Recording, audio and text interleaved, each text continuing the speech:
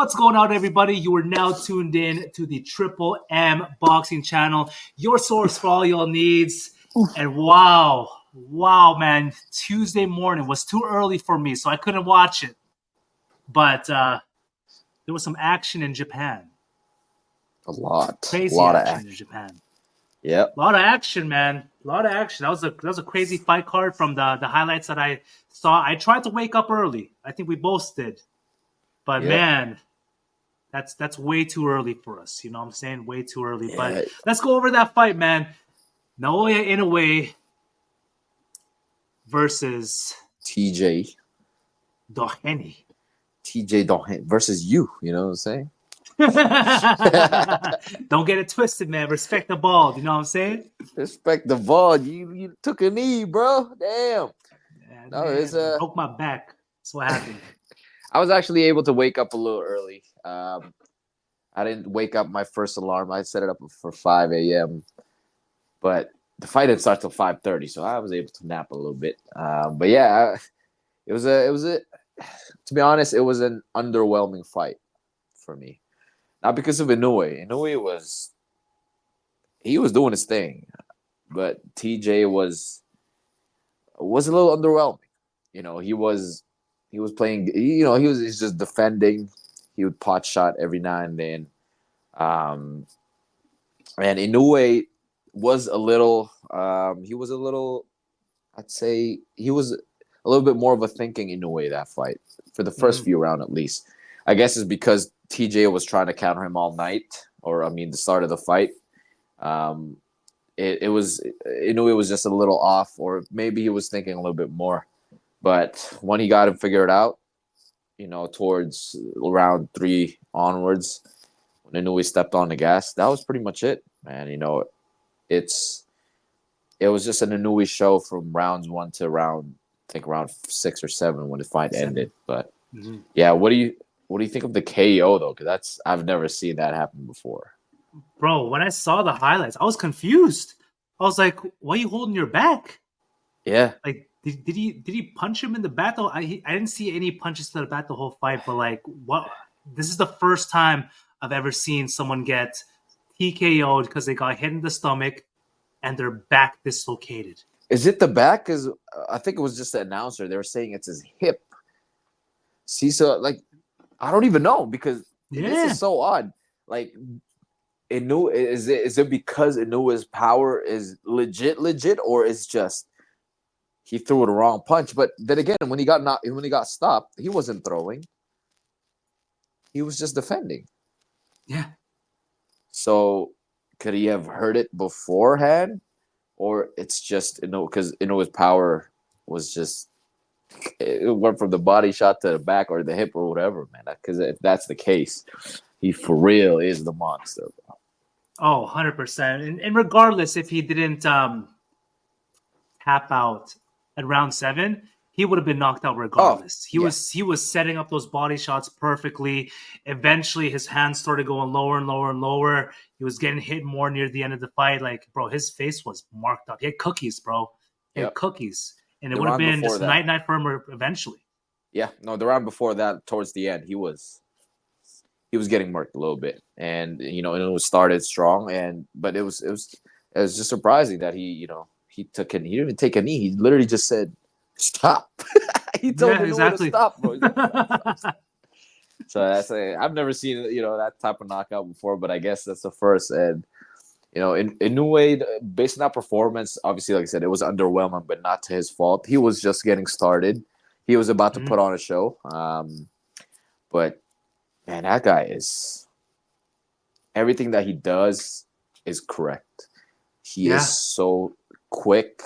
His speed is crazy, and obviously we don't even have to mention the power. One thing that I noticed though is I think he might be peaking in terms of his size at this weight, maybe at 126. Because when I watched that fight, he was obviously the smaller guy. TJ was way bigger. I guess he probably has at least 10 pounds on him that night. But obviously his power it translates to the higher weight classes. But I think Inoue's ceiling for his age will be at 126. Depending on the competition, he might be able to make it to 130, but I think we're getting into the territory where these guys, just take the skills out. These guys might just be too big for him, but it's interesting to see. It is, and with that said, like what's next for Inoue? Because bro, he's just been steamrolling everybody that they put in front of him. Everybody. I think Bob Arum announced after the fight that he's gonna fight again in December. And he's gonna defend his belt against his mandatory. So Inoue's been active, man. He's just been defending his belts. He's been fighting his mandatory. Yeah. And he's gonna fight the other man because he has 4 belts. So he has 4 mandatories that he has to get rid of. He's about to get rid of the last, and Sam Goodman. And we expect that fight to happen to get signed right away for December.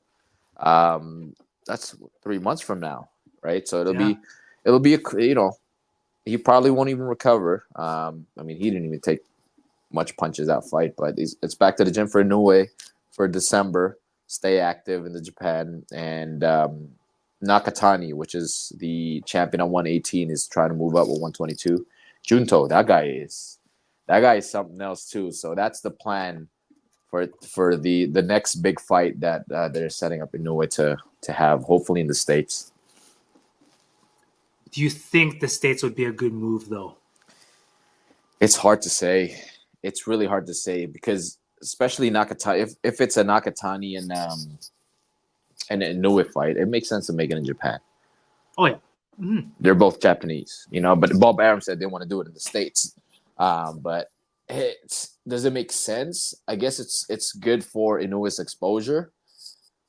But at the end of the day, man, this guy sells out Japan, yeah. The whole arena Stadiums. on a Tuesday night or whatever, Wednesday night there. You know what I mean? Yeah. So that's like money-wise, I think he's well off, at this point.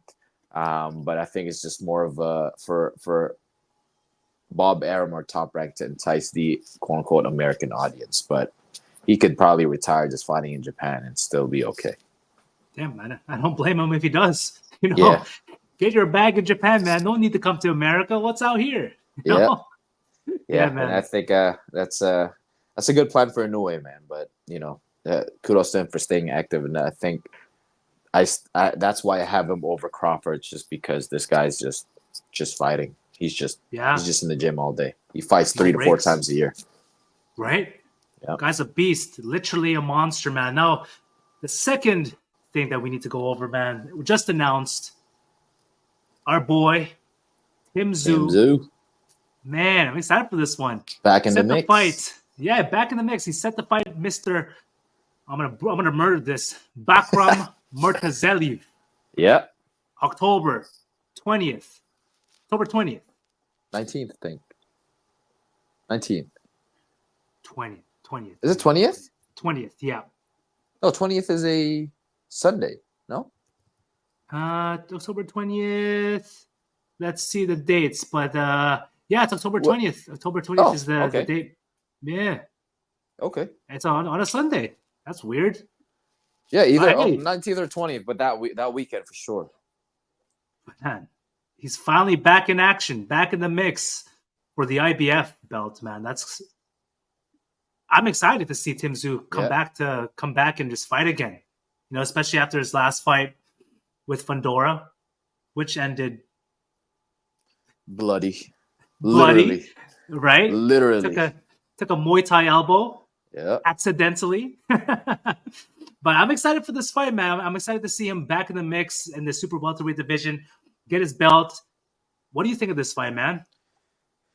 I'm with you, man. I'm really excited for Tszyu to get back on the mix. Now we're not writing off Bakhram. I don't know much about him, but all I know with these Russian fighters is they're physically strong.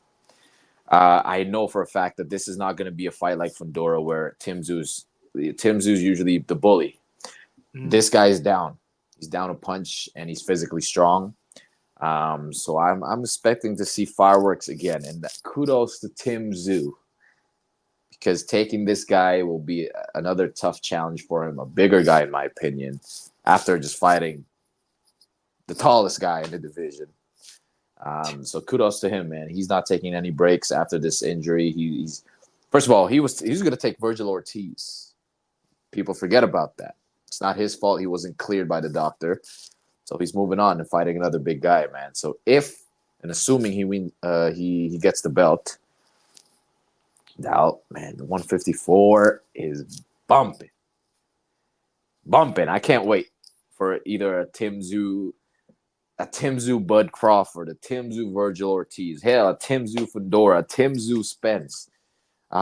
Boots might be moving up, so that division is crazy. Charlo apparently is still in that division, right? So apparently we can't forget what's his name, Madrimov, the one that just fought Crawford. Man, this is Bohachuk still. You know what I mean? Like these guys are still there. So I can't wait for this division. I think this is good for boxing. Good for Tim Tszyu for just staying. Just after a year, almost a year break, he's just down to fight again for the world title. Yeah, and fight a dangerous guy too, man. He's taking the risk. I like it. I like it. So good on Tim Tszyu, man. So let us know what you guys think, man. Do you think Tim Tszyu's gonna take the belt and join his father as one of the first boxers to claim multiple world title belts? Ooh. Australian. Australian. Do you think Inoue needs to fight in America? Do you think who's going to dethrone Inoue? Wilder. I don't know. No. Who's the other guy we're saying? The other guy's going to take Inoue, man. It's a heavyweight. Martin Bakole. Yeah, Martin Bakole versus Inoue. That's a fight that we all need to see. Bring it back like the OG Gladiator days where they're just the most dumbest fights. But I would watch. Hell yeah. Right? Who's going to dethrone Inoue, man? Because, I want to see him really get pushed. I want to see him get challenged because it seems like he's just steamrolling everybody. You know what I'm saying? So let us know what you guys think in the comment section below. And until next time, guys, we are the opposite of in. Bye. Out. Stop acting.